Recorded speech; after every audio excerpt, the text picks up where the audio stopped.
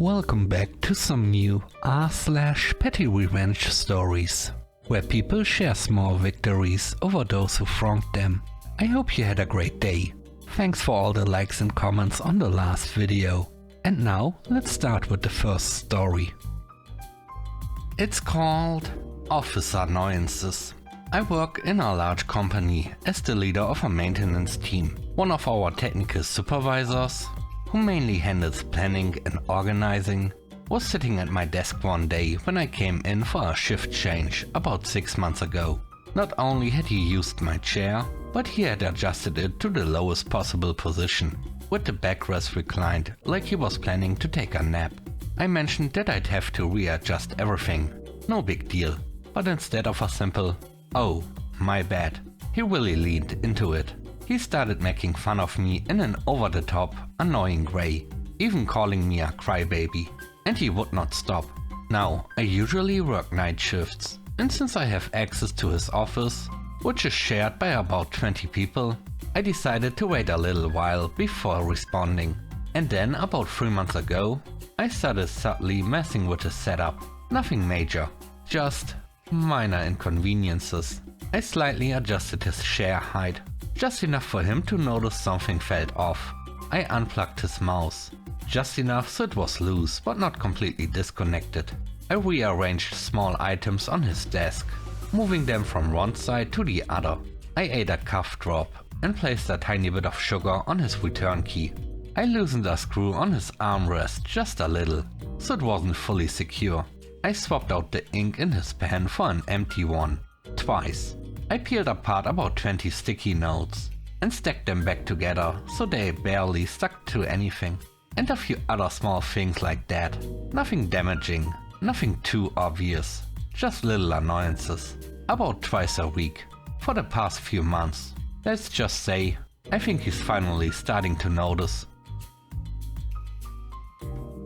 The next story is called Now You Know. In a previous job, I worked 24-hour on-call shifts for an oil field service company. We could be dispatched at any time, day or night, and had no idea how long we'd be away.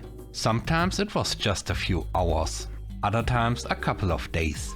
Any time at home was precious, especially when it meant getting a good night's sleep. One of my responsibilities as a crew supervisor was preparing job invoices. Back then, everything was done by hand.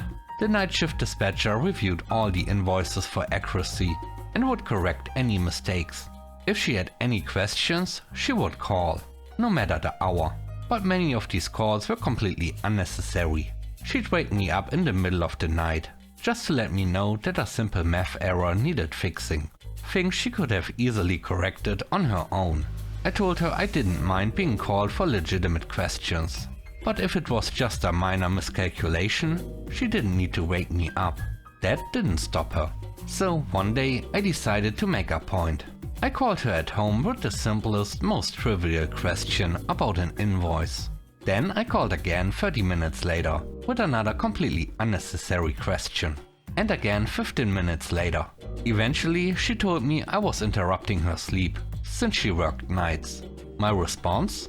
Now you know what it feels like. After that, she only called if it was truly important. Mission accomplished. The last story is called Bed Bugs. I moved into a new apartment, and from day one, the property manager, let's call her Megan, was always a little rude. Nothing extreme, but small things, like the day I came to sign the lease and pay my deposit. She waited until I was already at the office to tell me I could only pay with a money order, and then acted annoyed that I hadn't brought one, even though she never mentioned it beforehand. Just little inconsiderate moments like that. A few months into my lease, I started noticing bites on my legs, but I assumed they were from my daily walks. Turns out I was wrong. One morning, my partner woke up face to face with a bed bug. I called the leasing office to report it. And Megan's first response was to tell me how much I'd have to pay for extermination. I told her I hadn't brought them in and didn't understand why I had to cover the cost. She insisted they had to be my fault, because no one else had reported bed bugs. I pointed out that if tenants knew they'd be charged hundreds of dollars, they might just try to handle it themselves instead of reporting it. At this point there had been no inspection, nothing to confirm where they came from. I asked if she planned to check the surrounding units. She refused, saying that since no one else had complained, there was no need. That seemed odd to me, since I know from a friend who worked in a hotel that when one room had bed bugs, they fumigated all the surrounding rooms as a precaution. I told her I'd be happy to let my neighbors know to be on the lookout.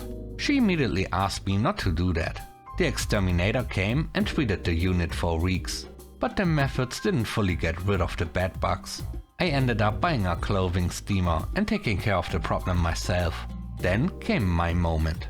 One day I got home from work and saw Megan giving a tour to prospective tenants.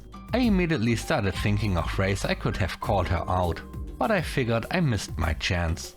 Turns out I was wrong. Later that day I was heading to the gym. As I walked down to the parking lot, I saw Megan right at the base of my staircase, still showing an apartment in my building. I couldn't resist. With the biggest smile on my face I walked past them and cheerfully said, "Thank you so much for your help with the bed bug situation. I really appreciate it." Her jaw dropped. It was incredible. About 15 minutes later, she texted me, clearly upset. She said something like, "If you have a problem with me, you can talk to me in private." I responded, "Oh, oops. I didn't realize bed bugs were such a big deal. I just wanted to say thank you." Those prospective tenants didn't end up renting from her. Thanks for watching the video to the end. I hope you enjoyed it. If you did, please don't forget to leave a like, comment and subscribe. And if you have time, watch another one of my videos. Also, if you want to support me further, check out the channel membership or Patreon. And now, I hope you have a great day. See you soon. Bye bye.